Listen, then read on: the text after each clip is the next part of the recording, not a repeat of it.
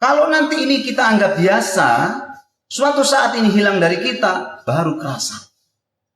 Nggak ada guru agama lagi, anak-anak ngaji di sini nggak ada tempat ngaji, bacaannya nggak karuan.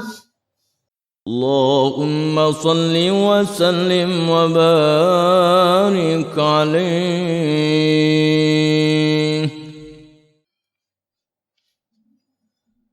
Bismillahirrahmanirrahim. Assalamualaikum warahmatullahi wabarakatuh. Waalaikumsalam warahmatullahi wabarakatuh.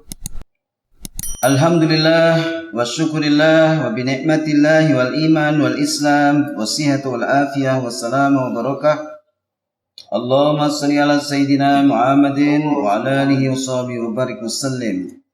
Allahumma salli wa barik wa sallim ala sayyidina Muhammadin nuri zati والسر الساري في سائر الأسماء والصفات وعلى آله وصحبه وسلم قل أطيعوا الله والرسول لعلكم ترحمون صدق الله العظيم. قال الله تعالى في القرآن الكريم أعوذ بالله من الشيطان الرجيم بسم الله الرحمن الرحيم كما أرسلنا فيكم رسولا منكم يتلو عليكم آياتنا ويزكيكم ويعلمكم الكتاب والحكمة ويعلمكم ما لم تكونوا تعلمون فاذكروني أذكركم واشكروا لي ولا تكفرون صدق الله العظيم.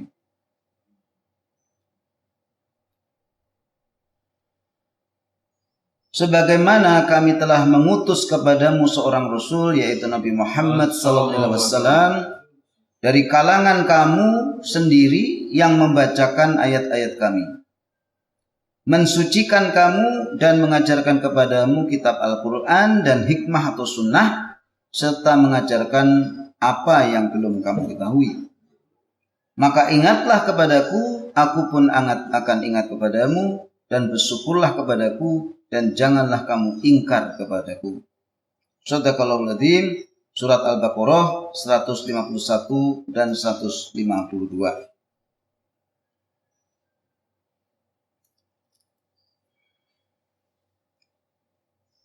Jamaah subhanakumullah, disampaikan sebagaimana tadi Allah telah menyuruh kepada kalian, ya, selain Nabi Muhammad pada umat ketika umatnya dan umat-umat sebelumnya juga dikirimkan rasul-rasul yang menyampaikan risalah Allah. Maka di zaman Rasulullah pun sama, bahwa umat Nabi Muhammad SAW menerima utusan Allah, yaitu Rasul Nabi Muhammad SAW yang dikirimkan oleh Allah SWT dan diangkat menjadi Nabi sejak sebelum dilahirkan. Kama arsalna fiikum, sebagaimana Allah telah mengirimkan kepada kalian rasulan minkum, seorang rasul dari kaummu sendiri, yatlu alaikum, yang membacakan kepadamu ayatina, ayat-ayat kami. Berarti yaitu kalam Allah yang ada di Al-Qur'anul Karim, menjelaskannya, memberikan penjelasan tentang maknanya, semua itu dari Rasulullah SAW. Bagaimana membaca makhraj huruf dan sebagainya, itu adalah disampaikan oleh Rasulullah SAW.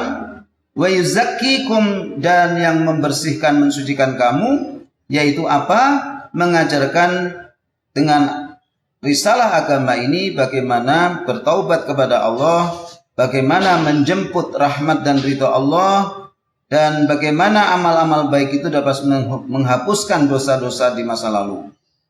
Orang-orang yang tadinya sebelum Islam masih beragama mereka, dan ketika Rasulullah SAW diutus, mereka kemudian menerima agama Islam sebagai agamanya, maka seluruh dosanya di masa lalu telah diampuni dengan dia masuk ke dalam agama Islam. Wa yu'allimukumul kitab wal hikmah, dan yang mengajarkan kepada kalian Al-Quran, yaitu kitab Al-Quran, dan sunnah, yaitu perbuatan, perkataan, kehendak dan cita-cita Rasulullah SAW. Wa yu'allimukum ma lam takunu ta'lamun, dan mengajarkan kepada kamu apa-apa yang dulu kamu belum mengetahuinya. Jadi berarti Quran itu diajarkan oleh Rasulullah SAW atas kehendak Allah untuk menutupi apa-apa yang kita tidak tahu di masa lalu, sehingga apa yang kita tak tahu itu dijelaskan dan diberikan jalannya, sehingga kita menjadi orang yang rabbani, yang terdidik oleh Allah Subhanahu wa taala, karena selalu diajarkan Al-Qur'an ini kepada kita oleh guru-guru kita yang memang secara mukhlisina lahuddin, yaitu tulus kepada agama, mengajarkan Quran itu dengan hak. Tentu kita tidak belajar dari Allah langsung, tidak belajar dari Nabi Muhammad langsung, tapi kita belajar dari pewaris Nabi Muhammad SAW, yaitu ulama sampai kepada kita. Yang dimana sebelumnya kita tidak mengetahuinya, dan kita pun menjadi saksi di masjid ini bagaimana guru kita almarhum Kiai Haji Mustafa Al-Hafiz mengajarkan kita yang sebelumnya kita tidak mengetahuinya, terus sampai puluhan 15 tahun lebih tetap mengajarkan kita apa-apa yang kita tidak ketahui, dan guru-guru kita yang lain, semuanya itu adalah kehendak Allah SWT yang dilimpahkan kepada umat yang ada di bumi Ciluar Indah ini. Ini adalah suatu nikmat yang khusus karena Allah mengirimkan seorang ahlu Quran ya untuk mengajarkan Al-Quran ini kepada kita. Ini bukan karena kita merancang itu, tidak. Allah ngasih dan kemudian masyarakat pandai mensyukuri, sehingga pengajian itu ajeg, istiqomah.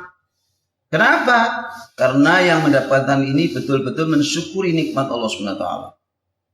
Jadi walaupun sekarang guru kita sudah meninggal, diganti oleh yang lain, ya, maka kalau toh ada halangan, kita nggak berhenti ngaji. Kenapa? Karena ini warisan dari guru kita. Jangan nggak ada guru berhenti, ya. Sehingga apa? Tidak istiqomah dalam menuntut ilmu.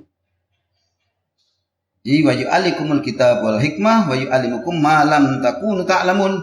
Yang kamu dulu nggak tahu jadi tahu. Jadi yang dulu banyak terjebak, terjatuh, terjungkir, tersandung, sekarang banyak selamat. Karena apa? Karena banyak tahu. Maka Allah memerintahkan kita fatkuruni, syukuri aku. Itu pengajian di BCI itu bukan kebetulan yang kita anggap enteng loh. Jangan terus dianggap enteng. Yang enteng itu gimana maksudnya? Yes, pokoknya ya kalau bisa saya ngaji, nggak bisa ya nggak apa-apa. Begitu. Padahal itu anugerah pilihan Allah. Tidak semua masjid itu dikirimin orang-orang ahli Quran, orang-orang ahli agama. Nggak semua. Jadi cara menikmatinya kita jangan menganggap ini terjadi kebetulan. Kalau kita selalu menganggap ini kebetulan, ya pelajaran-pelajaran itu seperti angin lalu. Ini tidak pernah kita prioritaskan. Padahal waktunya udah tetap tuh kan. Tiap minggu, minggu ketiga, minggu keempat. Kita udah tahu tuh. Nah, tapi apa? Kita masih banyak menempatkan prioritas-prioritas lain yang akhirnya kita meninggalkan sesuatu yang ditetapkan Allah untuk jamaah bumi Ciluar Indah. Jadi jangan anggap enteng. Nanti kalau Allah ambil, nggak ada lagi tuh guru. Walaupun kita mau nanti pengen, kalau Allah udah cabut, ya dicabut. Makanya kalau kita mau mensyukuri fatkuruni, syukuri aku, ya pertahankan nikmat Allah itu. Allah tidak akan merubah nikmat suatu kaum kecuali kaum itu merubahnya. Gimana caranya? Dikasih nikmat dicuekin. Dianggap sesuatu yang ya kalau aku nggak ada kegiatan mah datang, kalau aku ada kegiatan, itu prinsipnya. Jadi ngaji itu bukan saya usahakan untuk datang. Gimana malah kalau saya ada waktu saya datang. Astagfirullahaladzim. Padahal ini nikmat Allah paling tinggi loh. Diajarin Quran itu paling tinggi. Ya, kita juga jangan anggap remeh hal biasa adanya seorang guru anak-anak ngaji seperti Bu Betty. Itu juga ketetapan Allah. Kenapa Bu Betty mau tinggal di sini? Kalau kita mau bersyukur kepada Allah, buat supaya Bu Betty senang tinggal di BCI. Gimana caranya? Dukung anaknya ngaji. Kirim anaknya ngaji. Dukung Bu Betty untuk semangat ngaji. Jangan bapak-bapaknya, ibunya cuek doang. Iyalah biarin anak-anak ngaji kan? Yes ngaji. Cuman begitu cara menikmatinya. Bukan apa? Ya Allah, Engkau kasih BCI ini dengan adanya Bu Betty karena Engkau menyayangi kami ya Allah. Jadikanlah kami orang tidak lalai, tidak mengkufuri nikmat itu dan menganggap ini biasa-biasa saja. Kalau nanti ini kita anggap biasa, suatu saat ini hilang dari kita, baru kerasa. Nggak ada guru agama lagi, anak-anak ngaji di sini nggak ada tempat ngaji, bacaannya nggak karuan. Kemarin saya datang di salah satu di tempat urut terapi, itu sebelum saya ada keluarga, pokoknya 6 orang pijat semua di sini. Kata Pak Marwan, bilang itu rata-rata masih muda, udah punya problema di alat vitalnya. Kok bisa gitu?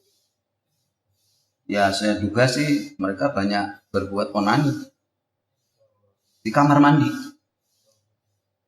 Kamu pantesan rusak nih alat kamu, kata Pak Marwan. Kamu menggunakan tuh hal-hal yang tidak benar. Apa ngakunya ke Pak Marwan? Ya Pak, stres, jenuh kita ini. Berarti itu anak-anak tidak ada eksposur agama.